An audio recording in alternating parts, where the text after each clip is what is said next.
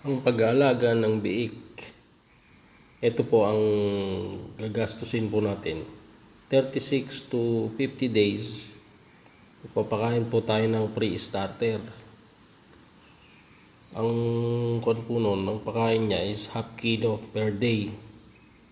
15 days po natin siyang papakainin. Ang per kilo po is 65 pesos.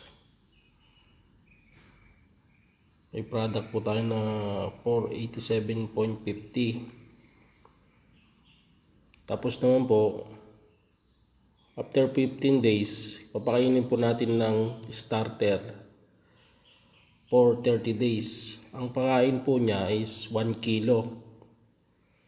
46 kilos po times 30 days. May kon po tayo na presyo po tayo na 1,380. Tapos after 81 days po, 81 to 120 days, 40 days. Ang pakain po natin ay 2 kilo per day. Pwede po natin hatiin yan umaga sa hapon. 1 kilo. 40 po ang per kilo times 2 kilos is 80 times 40 days. Meron po tayong presyo na 3,200 sa 40 days po. Tapos after noon, grower, papakainin po natin ng finisher. 15 days po, 121 to 145 days. Ang pakain po natin is per day is 2.2 per kilo. Ang presyo po ng feeds natin is 40 times 15 days. Meron po tayong presyo na 1,320.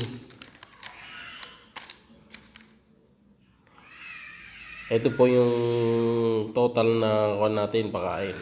Lahat. 487.50 yung pre-starter. Tapos expenses po ng starter is 1,380 for 30 days. Tapos yung 40 days po na grower is 3,200. Tapos po yung finisher po natin is for 15 days is 1,320. May total po tayo na 6,387.50.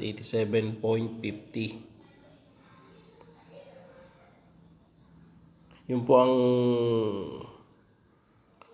amount po ng pakain natin per 1 biik.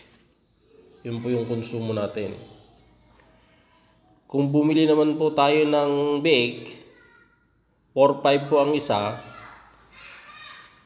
Bali po yung total niya, 4,500 plus 6,387.50 equals to 10,887.50. Yun po ang konsumo ng isang biik.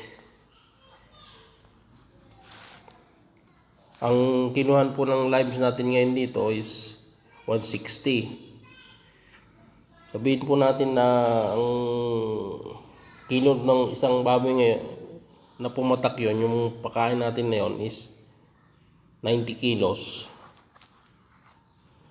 May pagbebentahan po tayo na 14,400.